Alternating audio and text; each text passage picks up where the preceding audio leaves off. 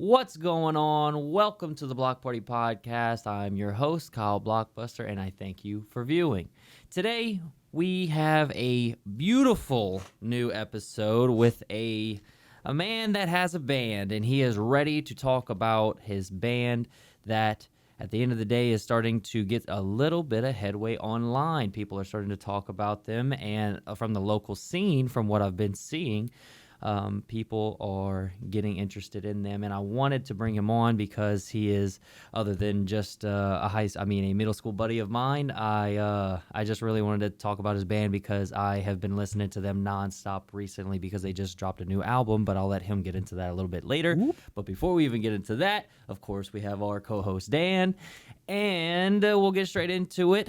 Brett Bradley with Jestr. Let's go. Hello. Woo, Brett Bradley. Yeah.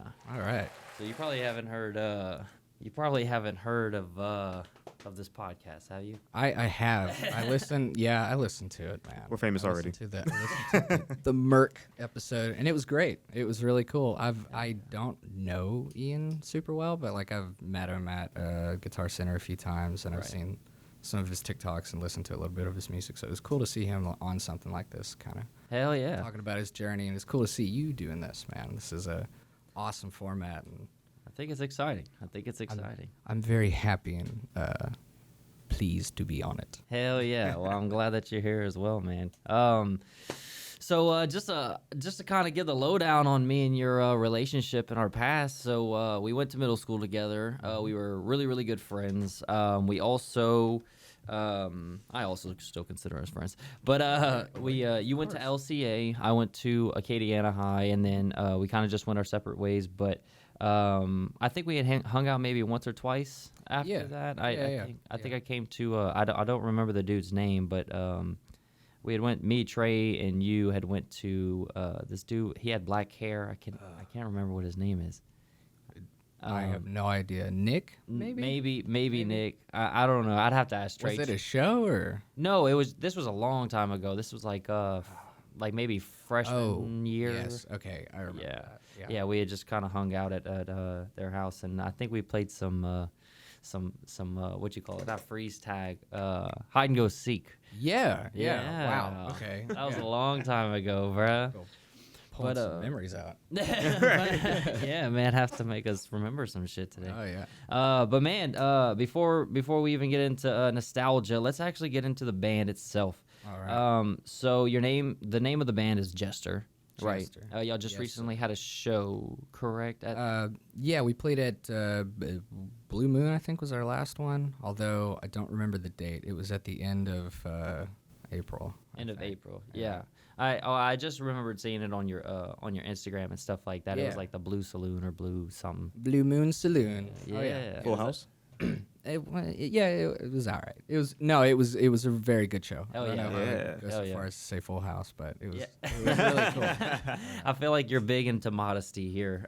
This is your yeah. this is your opportunity to talk about your band, man. So, It was it was fucking packed.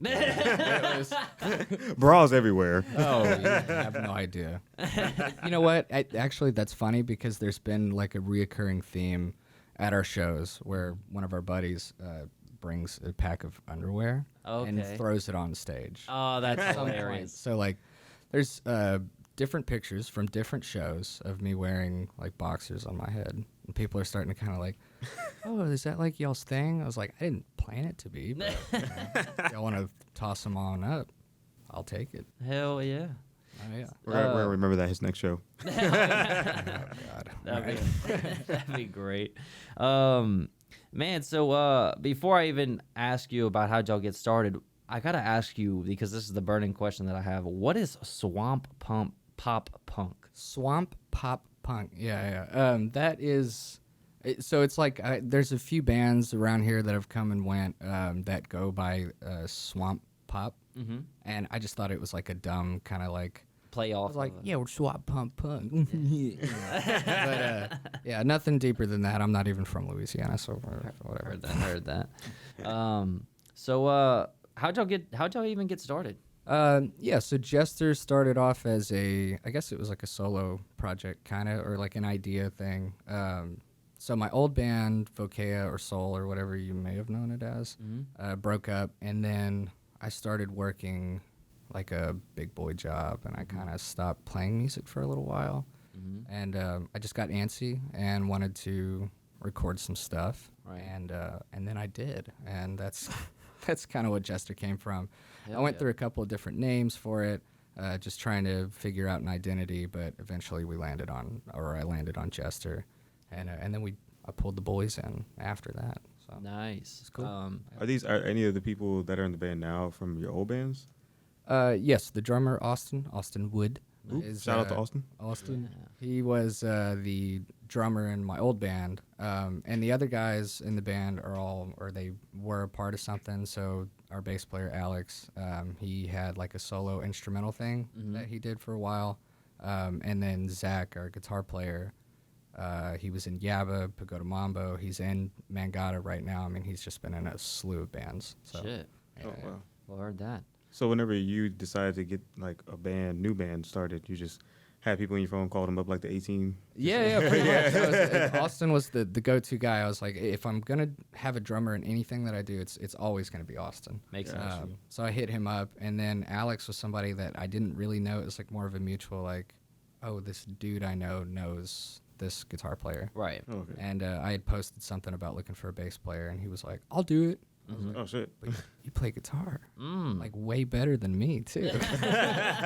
And he was like, yeah, I don't care. He's like, I like the music, so I'll jump in. I was like, cool, sick.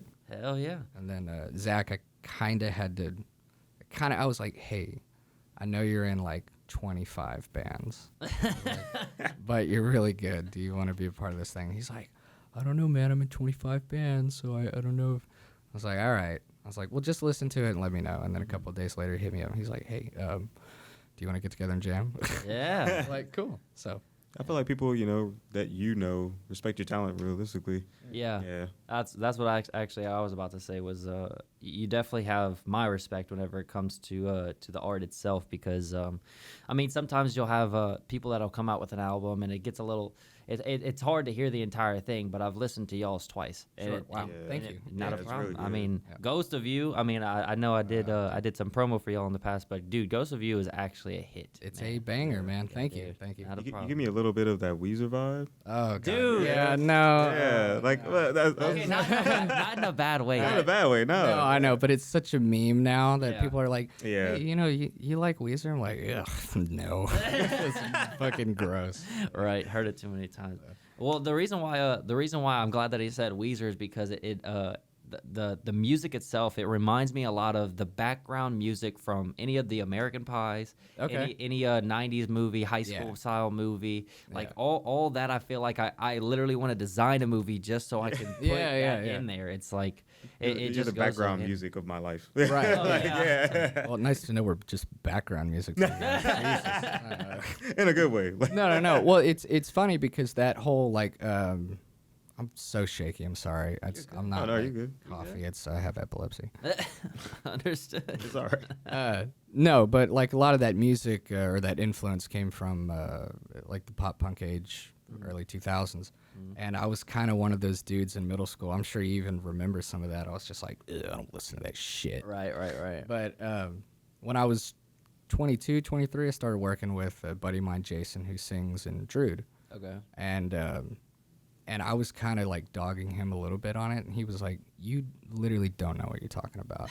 And so he showed me a bunch of bands, and I ended up having my emo phase. Right.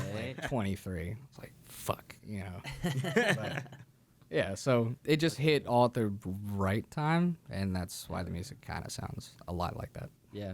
Well, I feel like the combination, whether it's the people that y'all have that are singing other than just you, because I know that you do most of the vocals from what I've listened to on the album, which like I said, I highly commend you. It's a great album. Thank you. I think y'all started off great. Now that song that y'all have at the beginning called Sonoma, it's like a really like short one right at the beginning. Yeah. I don't really I like it, but it's so short that I don't get it. So like, Right. what is a Sonoma, or what is that? So Sonoma, I guess as far as like the actual recording goes, it was me like kind of fucking around in the studio. I was just playing a little ditty. Right. And Dylan Frederick, who recorded the album, he was just recording it, and he was like, I got done playing it, and he was like, that's really good, man. He's like, you should put some vocals over it. I was like, it's just kind of a bullshit thing. And he was like, no, man. He's like, open the album with it.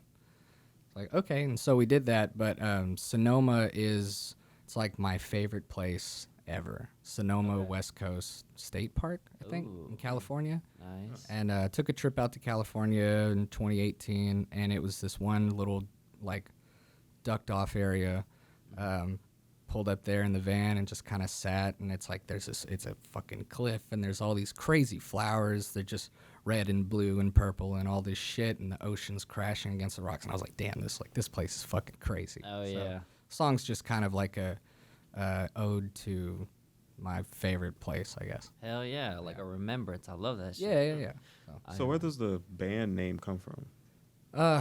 So Jestr is, I guess in my head, it's like it's kind of like a call to like a vague sense of higher power. Okay. I'm not particularly dedicated to any religion or anything like that, but you know, I think that there's something out there. I've experienced it a little too much to think that it's just us. Yeah. No, I get you there. so a Jestr or whatever is just kind of that tie to that to me. I guess. Nice. And then it wasn't copyrighted, so you know. There's always that. The reason why we named it this. Oh yeah. I took the E out, and I was like, oh, dude, that's gold. Oh, run it. Yeah. I'm original. And to be honest, it's also very, very easy to find y'all on Spotify. Literally, all I had to do was type in your name, and it was there. So I actually popped up so quickly that I was like, is this them? Yeah. I had to look through, and I was like, no, this is them. What the fuck? Yeah, And I was right like, on. The reason why I'm saying that is because sometimes, like, even just looking us up on Spotify, you can find us pretty easily now. At now that we have like a few episodes out, but at the beginning, whenever I was searching for different podcasts that have the name Block Party in it, I was like, I don't want to have something that's I basically need to find a name that's like that'll work for us, but that's technically not going to be as relevant as like another podcast that's out here that's like posting episodes like every day and it's like booming. Yeah. So I just wanted to make sure that that the name is easy to find. You know? Yeah, Jestr. Super easy. Super, yeah. Hear that? Go download that. Yeah. Download it. Throw this man in your panties. The funny thing about that name is there is one other. There's a rapper that spells it like we do, and they have their stuff online. And so on our YouTube, I can't get that stuff taken off our page, like under various artists when you look up Jestr. Right. And we got Finn McKenty, who's like a music reviewer kind of guy or something like that. And he's got some pull. And we got him to do like a quick like review. He like looked at our stuff real quick, and he was listening to a few of the songs, and he was like, "Yeah, this is cool. I really dig this." And then he hits the rap song, and I'm not in the chat at the time, so I wasn't able to be like, "That's not me." Yeah. And so he's like listening to stuff, and he's like, "I like it." And then he hits the rap song, and he's like, He's like, yeah. He's like, I'd probably drop the rap thing. Everything else is good. And I was like, no, dude. I was like, we didn't do that. Oh no, damn. Like, you're right, Finn. I was like, I'm not a rapper, but but I could be. No, I'm just joking. well, yeah. No, yeah. That would I feel like that would have my mind racing for sure. Oh yeah. So how many shows have y'all done so far? Yeah. Not too many. Under 10 for Good. sure. Our first one was in October. Technically, it was like a house show, and then we played Blue Moon, and then we've done a handful of other ones. Just recently, we played our first out of town show in Baton Rouge. How was that? It was cool. It was pretty typical out of town. Nobody knows you, so there's like 15 people who Right. Hey, play a some respect. song. Yeah, it was like 2 people after a song. It'd be like, woo. Right. Did y'all open up for anybody yet, or have y'all been like? It's been mostly like local bills. We haven't played for like a big band or anything. But we've played with Chump, Slumber Party. We're playing with Sick Ride here soon. The Lynx. I think we played with Drude yet? Maybe. I don't remember. But yeah, we've played with a lot of local stuff. Hell yeah. Nothing regional or national yet. Well, that type of stuff is still that collaboration factor is still going to help with your growth. I mean, it's I think it's going to work out, especially because y'all that this first is this y'all's first album as a band? Yes. Okay, because all I know is that it's killer, man. Thank you, man. Definitely. Yeah. So whenever you're making the music itself, like, are you trying to envision any other band or Yeah, like where's your inspiration? where's your from? sound come from? Like, Comes from a couple of different places. I don't, I've tried to emulate other bands before, and I don't think it's like, I'm not saying this as like I'm so great, it never comes out sounding like anyone else, but it's just one of those things, like I almost get mad, like I'll write a song and I'm like, oh, I want to write something like this. Okay. And then it comes out and it's done and it's like, fuck, it doesn't sound anything like that. Right. Yeah. But that being said, a lot of the inspiration for this first record came from just like, it's like the really popular pop punk and then emo of the 2000s, and then I started getting like really in the weeds of like underground pop punk stuff. I guess like Charlie Bliss, Pup is more of an upcoming band, Remo Drive, stuff like that. Okay. So I was listening to a lot of that, and then just in general, my taste has always been like punk, hardcore punk, metal, shit like that, and then like power pop, a lot of 70s power pop. Hell yeah. okay. I fuck with that. Yeah. Man, I'll tell you this: if there was any place in Lafayette that I've seen recently that's been really popping, that maybe y'all could get a show at, it would definitely be the District. Every time that I drive by the District, bro, it gets. I don't know who's ever playing over there. I never see any flyers, nothing online about what the hell's going on at the District. But dude, it'll be packed. Oh yeah, They had Kevin Gates play there a few times. What? Yeah. I Kevin didn't even Gates know comes through and he plays the District. It's fucking Yeah, crazy, bro. man. I think one time they had Webby. That's bro. Like, Dude, I did not know that. Oh yeah. I should definitely try to hook up something over there. That'd be crazy. It would be cool. I know lately they've been doing a lot of like, they'll do like Latin night one night, and so they have like, I couldn't name you one artist, Okay. but they'll have that, and that really pops off, and then the next night it's like bingo night at the District, or maybe next door, but it's weird. I've seen it right next door. They have like a little bingo Okay, sign. It yeah. doesn't make any sense to me either. Oh yeah, like cracking bottles one night, and the next night it's like a bunch of senior citizens in there just. You heard that Kevin Gates last night? Well, I mean, I feel like they gotta fill the place. They gotta pay their rent as well. Yeah, that's it. That's what It's it is. paying off. Yeah.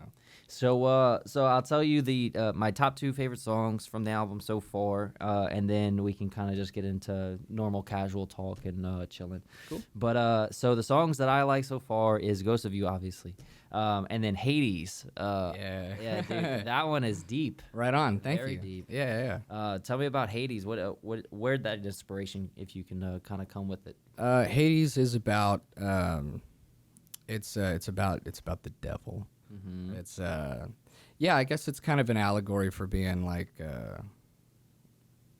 the detriments of being isolated. Really, the song's about isolation, I guess, and then that makes sense. that isolation can kind of breed, either negative behavior or it's like you're pulling in people who manipulate you for one reason or another because they see that kind of isolation as a weakness or an entry point. Right. So that's a lot of what the song is about, and the verses, if you can call it that, are kind of like a back and forth conversation. Hell yeah. So it's a weirdo little song. Yeah. No, I fuck with it. People like that though. Yeah, thank you. And there's a cool part towards the end, where after like it's just the bass and the vocals and all that. When it comes back in, there's a layer of vocals that are being sung, and then there's another layer that had just been sung in that little bridge section, and they kind of interloop with each other, and those are the two conversations kind of going back and forth. I see. Got you. I fuck with that.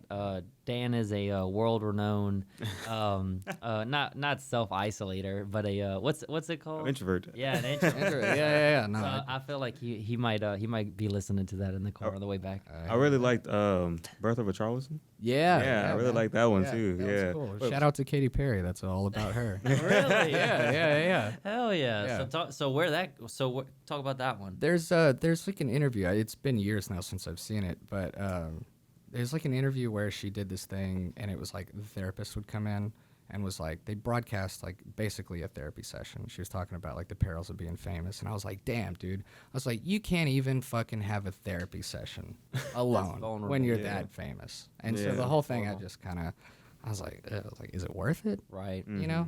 And that's all the song's about, but just like, I don't know. part of it's like, yeah, that'd be great. I want to play in front of 80,000 people, but at the same time, it's like I want to broadcast my fucking Your life and Yeah. everything is, yeah. like. Yeah. I have Well, a I hard mean- time hugging people, and Yeah, 4 million people are like, yeah, I hear Yeah, that. let's be around you now. Yeah. No, it's I feel you there.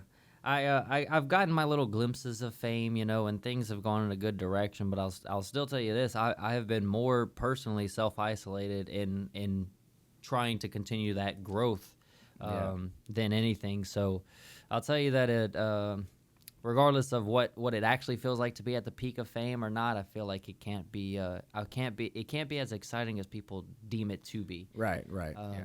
It's just, So people see the outset, I guess, and it's like, dude, I worked so hard for this, and it's like, in all that time, it's like I wasn't hanging with friends or I wasn't doing whatever, It's like, you're 100% right about that. Oh.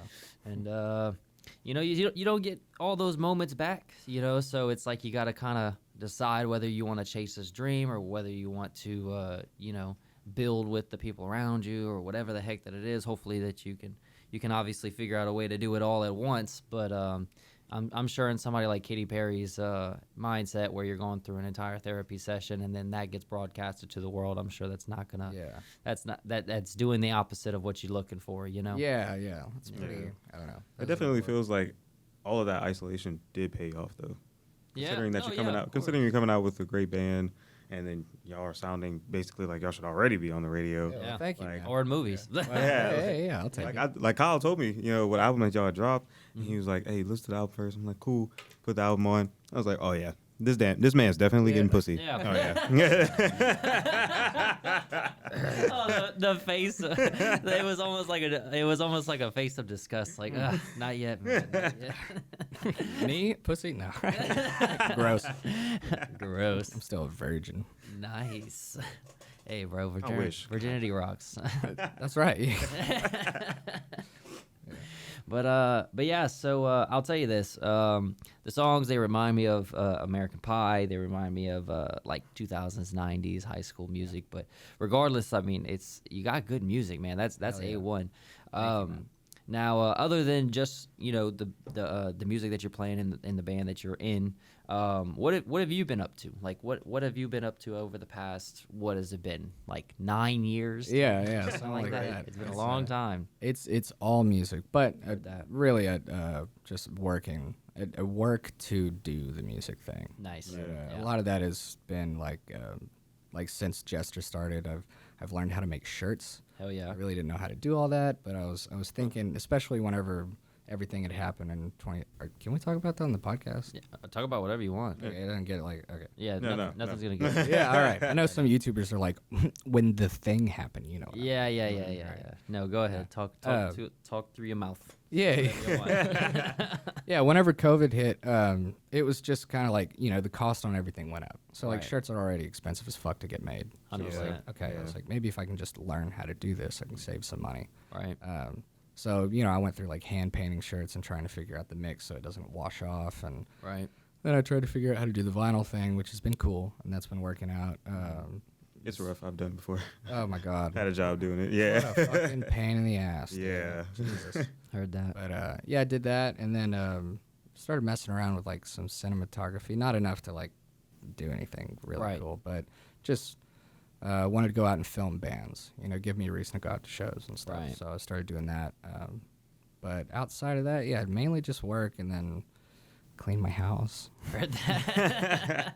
I do a lot of that as well. Oh yeah. You hear that, ladies? He's cleanly.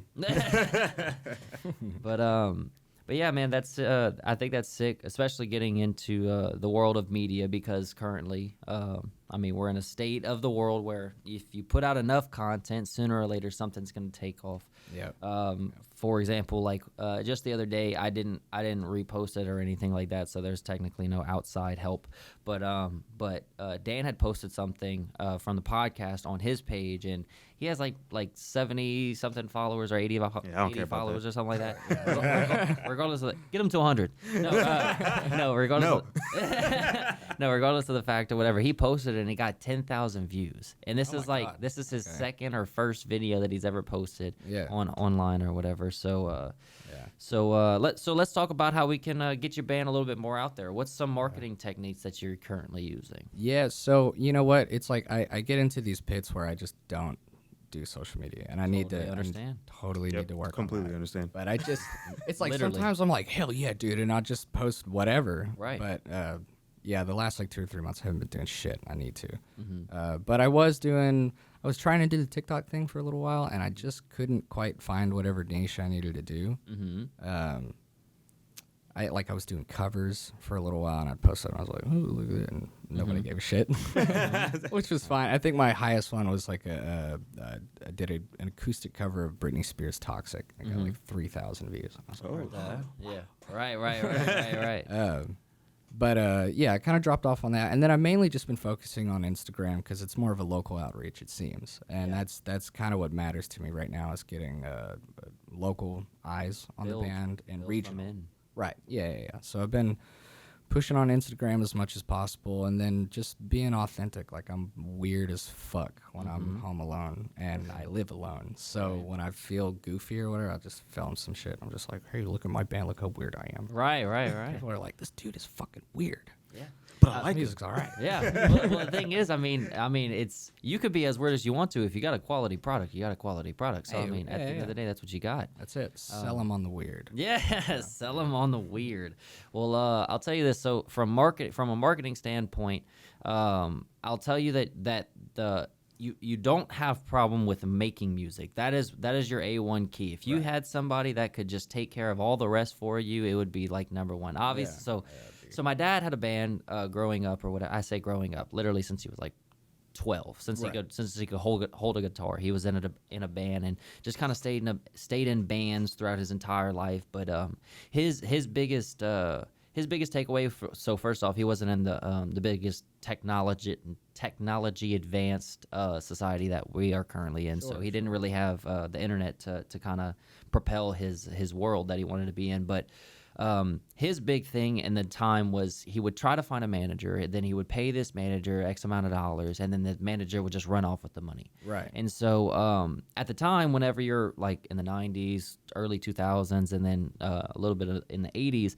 it's even more difficult trying to have a rock band. And he was having shows all the time. Literally, I was 2 days old at my very first rock band downtown in Lafayette just because my dad couldn't find a babysitter. Hell yeah. So, chilling on stage and stuff like that was cool, and he opened up for like a couple of bands that like I actually remember called, like, one of them was called Goat Whore or whatever. Oh, These yeah. so they're like some just some really screamo bands that at the time I'm like, who are these people? And they're like, oh, that's your uncle or some shit like that, And that's a sludge, man. Yeah, so it's a lot of screaming, but at least I knew my ears were working at the time. Oh yeah. But regardless, marketing standpoint, I would say, man, like, if y'all had somebody that could do it all for y'all, just in the sense of that, it would be the easiest. But obviously that costs money. Oh yeah. And that's usually the problem with it at the end of the day. But I think in the simplest form, y'all are doing what's necessary right now. Y'all are building from the inside out. And the funny thing about the way that y'all are taking y'all's route is actually the opposite of how I've been taking mine. So like, I kind of build from outside in. Okay. What I mean by that is that, so before I even came back to Lafayette, I was living in Colorado. I was also living in California for a period of time. But whenever I was in Colorado, that's whenever I started my TikTok career. Things started going off. I got to about 450,000 followers before any of my friends even knew that I had a following whatsoever. Then I come back to Lafayette, and this is what I mean by outside, building outside, then kind of trying to work in. So like in the Lafayette area, people like know of me. They know like that I make videos. They know that about this podcast, and it's starting to like do some numbers in a sense. It's starting to do well. Sure. But I my following really came from people that are outside of Lafayette, Louisiana. So like you got people from Ireland and the UK and all this other Australia, whatever, and every state other than Louisiana really that's paying attention to us and listening to us. But it's to get that local buzz is a whole it's a whole nother ballpark that I've never really had to work with, and I feel like that's probably even harder because I mean you can't just like signify it to a hashtag or a search. It's really like you got to go out there, shake hands, talk about this, talk about that, talk about your band, or talk about really what you do. Right. And sometimes that's the hardest part about it. But they had this one guy that me and Dan were just talking about. His name is Steven Barbosa. He's like a financial advisor dude. But basically, he had one video go viral on TikTok, and it was basically him just dancing to a Kevin Gates song. In the Mardi Gras parade. At a Mardi Gras. That guy? Yeah. That dude. And I thought that it was crazy because I saw that same video 3 times on 3 separate platforms. Right. And so I was like, okay, this video is going. I don't even know who this dude was. And then found out that he lives in Youngsville. And he doesn't do anything along the sides of music, but he just used that virality in a business perspective to where he could actually like started getting clients and stuff like that off of. So he also had to build from like outside in. Now, yes, don't get me wrong, people in Lafayette know who Steven Barbosa is, just because that one video went viral. But it's a little different whenever you're making videos inside your room and people all over the country know who you are, but people in your actual city don't know who the hell that you are because all you're doing is making videos in your room. Right. So it's weird building in different forms and still trying to get that audience the way that you want to, because like if I were to, let's say I had a band and let's say I still had 1.7 million followers, I was promoting it to all these people all over the country, all over the world. If I tried getting 15 people to show up to my show, the odds of it happening are pretty slim. Yeah. And it's just because you really got to go and shake those hands. It's different. It's a huge struggle, and I feel like with music too, as far as like the at least in my experience with like making videos or anything like that, like music is what I do. You know, being a comedian is not, or making videos. And I feel but B+ comedian. But it feels weird. Like I'm not super comfortable with that. With music, it's like I wrote this thing, I'm gonna fucking play it. I feel good about it, and if you don't like it, that's cool. But I feel like I did a good job at this. But with the comedy aspect or making videos or whatever it is, it's like I have no idea what I'm doing. I'm looking at what other people do, and it's like, oh yeah, I could try that. And then I make the video, and it's like, this doesn't feel authentic, and I don't want to give off that vibe of like somebody meets me and they're like, you're not as funny in person. Right. You know? You're so derivative. Yeah, exactly. It's just like, this is I saw so-and-so do this before you did. You suck. Right. Yeah. Oh, fuck. It's like, just listen to the music, okay? Yeah. Forget the comedy thing. Yeah. I feel like a lot of the music that goes out today that actually starts doing and pulling numbers is attached to a gimmick in some fashion. Yeah. And whenever you have a band that's like, it's all about the music and it's not so much about the gimmick, it's hard to navigate in this weather. You know what I'm saying? Right. And I do worry about that too. It's like if a song were to blow up off of a gimmick or something, like a band, a good example of that is a band out from New Jersey called Save Face. I'm a big fan of them, and I was a fan of them before they had this TikTok video that went viral, and I don't remember exactly what it was, but I had been following them, and then one day this video comes up, and it's got like 175,000 likes. I was like, get the fuck out of here. Yeah, that's crazy. And obviously they were like, oh shit. So they tried to kind of repeat whatever they had done in that video, and it didn't quite take off, and all the videos went bottom. And I was just like, damn, I was like, what did that actually benefit to their career? Right. It's like not much of anything. Yeah. I mean, if anything, it might have maybe drawn them down the wrong route, if anything. And possibly. Possibly it could be 50-50. Maybe it even improved them. Who knows? Right. But regardless of the fact, I saw Russ had talked about, and Ian had brought this up in another video, in that video. But basically, Russ had brought up in a video that I was watching that like it's important to like put out song by song by song rather than album by album, right? Because it's like you're putting a lot of time into in one major project and then you're just kind of letting it go. But I kind of like the idea of putting out an album because it's like you're getting all of what that band creates or all of what that artist creates, and then it's up to y'all to decide. I mean, it's traditional, really, but like I appreciate that form of music a little bit more. And I think it very much depends on the genre, because I've gotten a lot of advice like that. You know, it's like every fucking music marketing guru out there is like, release one song every 6 weeks for 3 years, okay? And by year 2.5, you're gonna be there. And it's like, dude, I don't have the energy to write that many fucking songs. I just don't. Right. And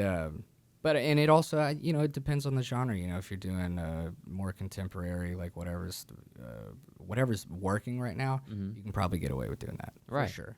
But like as a rock band, I don't really know any rock bands who follow that formula, right? And it's really taken off for them. Right. I know some bands that do that,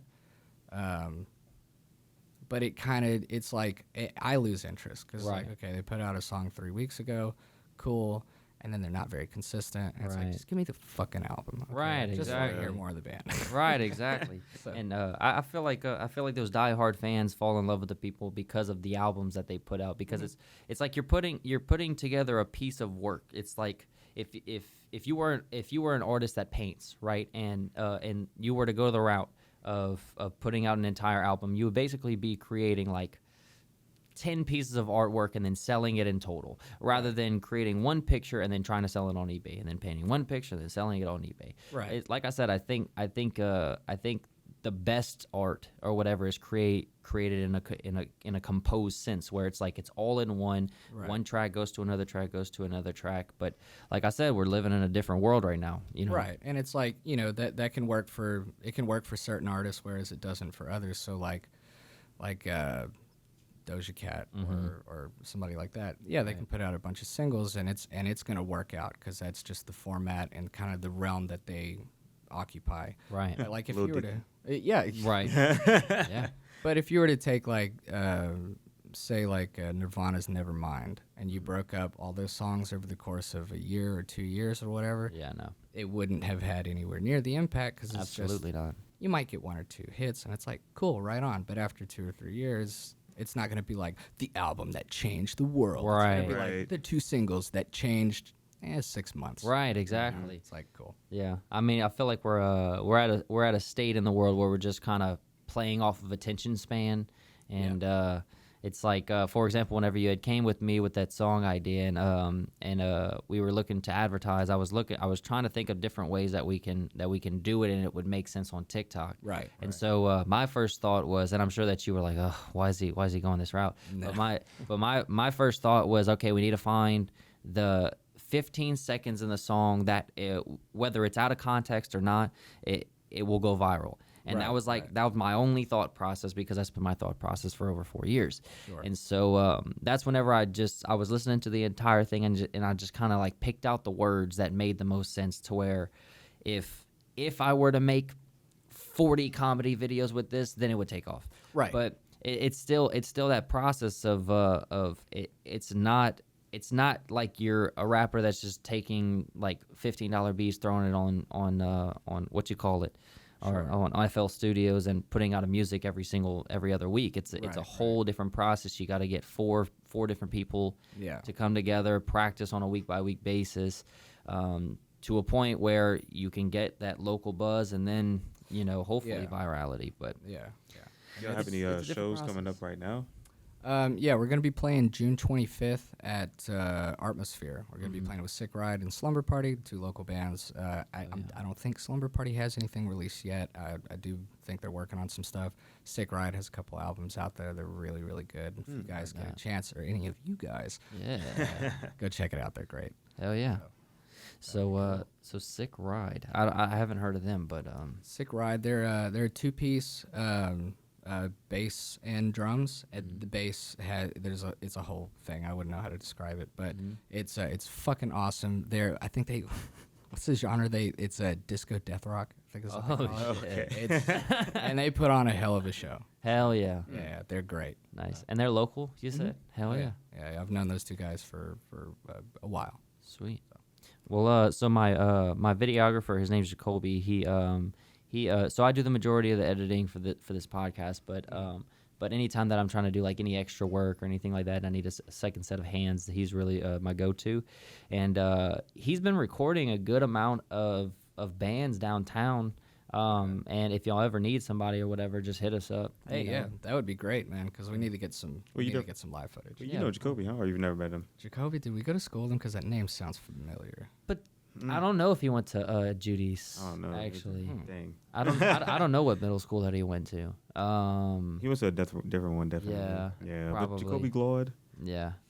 I don't know. It probably I don't know. Maybe. If I don't saw know. the face, maybe. But Yeah, potentially. But in the sense of what he does, he's really really good at it. He works for KLFY. He's really good at what he does. But regardless of that, like I said, so all the bands that we've been kind of seeing downtown recently, we went and saw one. I couldn't tell you the name of them, but they fucking rocked, man. Sure. They were killer. And he had pulled up with these. Usually, I mean, these are small cameras. Like they're decent size, but they're small cameras in comparison to what he was bringing. He was bringing out these freaking KLFY cameras that were actually heavy to hold. shoulder mount, like literally. Like, you are not the father, and he runs. Literally. And no, he had brought me over or whatever to kind of help him with that, and that was a pretty cool project. And but for the majority of the time, anytime that you're doing something downtown, if it happens to be on a Saturday or Sunday, me and Jacoby are free. We'd be honored to come and record y'all for a little while. Cool. But just hit us up anytime. That would be great. So when we gonna get another album? Yeah. The question that everybody asks. I'm working on some stuff right now. We haven't made any post about this, but it's not. I don't know if it's really that big of a secret. Heard that exclusive. Don't tell the label. No, we just started recording like a single, so it's a song I've had for a while. We play live, and it's like, well, we need to record this and just get it out. So we're Right. doing that, and then I'm working on some music for the next EP or album. I don't know yet, but Hell yeah. it'll be cool. Yeah, hell yeah. We'll listen to it. Well, I mean, obviously, we still got to promote this this album itself. Got to give it time. We'll The Dead and Riches. take it one step at a time. You know what Oh, I'm saying? yeah. 'Cause I'm not trying to jump too deep. Because the thing is, if it's like, oh yeah, I love this album. When's the next one? Like, it's like, shit, can you just enjoy the first one for a little while? No, dude, fuck the first album. It's all about the next one. Sucks. Yeah. I heard that. We're doing brutal deathcore for the next album. Shit. I was about to ask you what the hell that was. What's brutal? And it's death. In the core. Hit you in the corner. But hell yeah, man. So JestrBand, y'all have been. How long have y'all existed as a group? As an idea for maybe 3 years, but I think as a band, a little over a year now, Hell where yeah. everybody's been a part of it. So Nice. yeah, it's cool. We're hitting that year mark. Still feels pretty fresh. Yeah. But It's still pretty cool though. You got a solid group around you, people that you can Yeah. trust, Oh, yeah. and then they put out great content just like you, and it's Oh, it's a real blessing, man. I'm happy for you, definitely. thank you, man. Yeah. Yeah, they're good guys. I love my bandmates Hell yeah. to death. You hear that? Y'all can't leave. You're fucking toast, Zach. So do any of the other bandmates? Because I really just see you in the majority of the posts, other than like one of them where I saw all four of y'all jump up or whatever. Oh yeah. But other than that, do y'all do they post anything at all, or is it mainly just you kind of doing most of the promotion? I run most of the social media stuff, just mainly because I don't know how to share like the ownership of the pages, Right, and all right. that. So it's just I don't know. Yeah, I mainly run all the shit, but everybody shares and posts and does stuff on their own. And then Austin he's in another band, so he's got responsibility on that end. And Zach he's in 2 bands, so there's that whole thing. And Alex is very active on his own as far as promoting Jestr, just kind of on his own social media, and then we kind of share ideas and try to come up with posts and stuff. Hell yeah.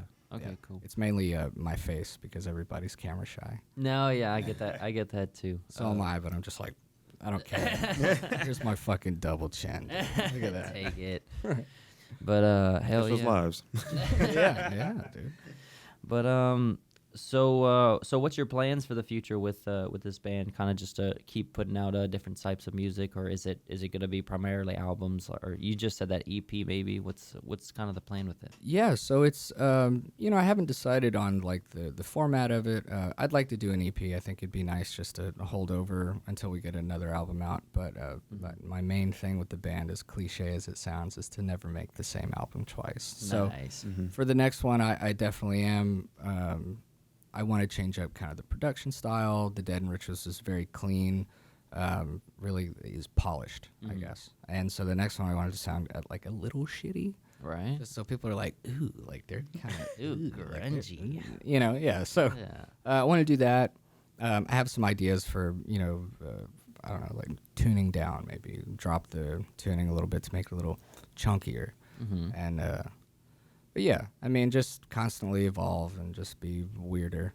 Nice. I guess this was my pop record, and I'm not kidding when I say like I do want to make some heavy stuff. But Hell yeah. I can't scream, so I'll have to work out the details. Take your time on it. I get that. It'll come to you. Yeah.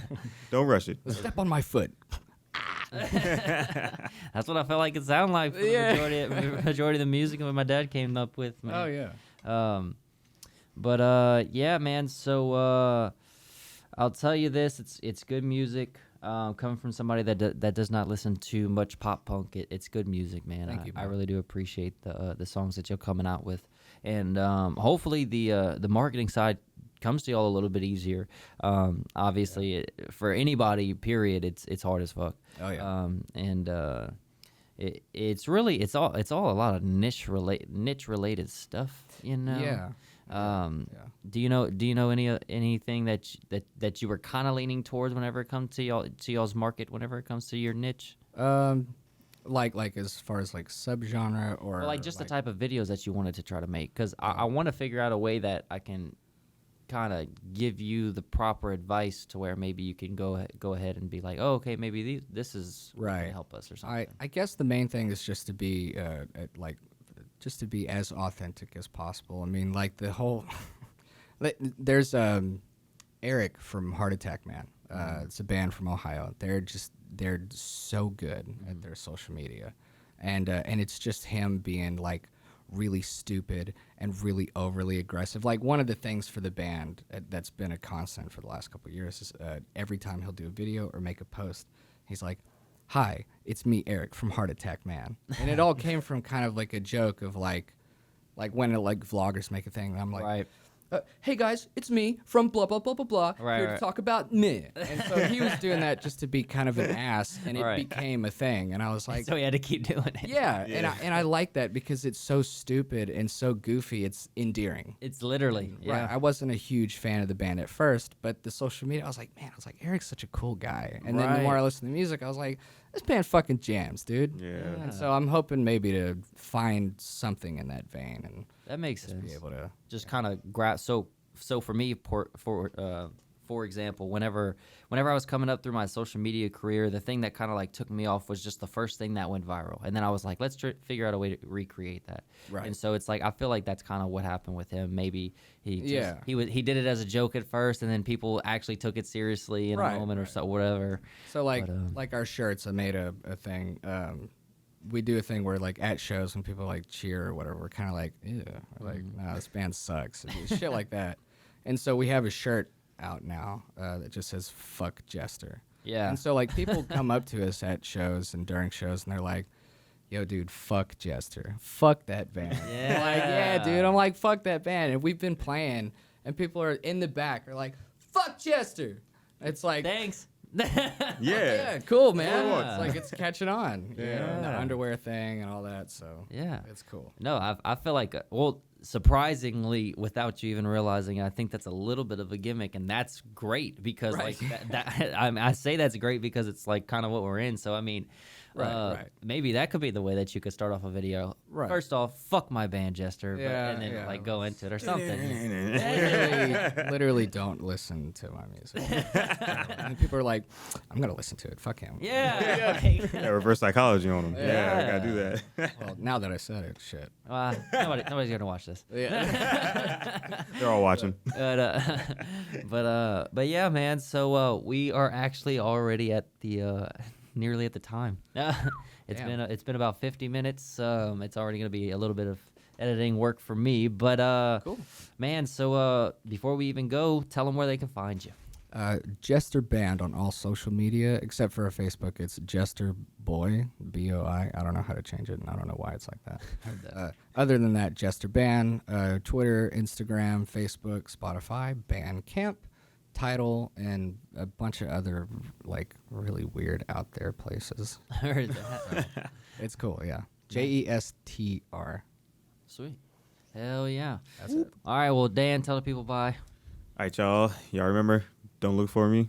And yeah, I'm trying to stay in my own bubble. introvert, but I want to make a lot of money.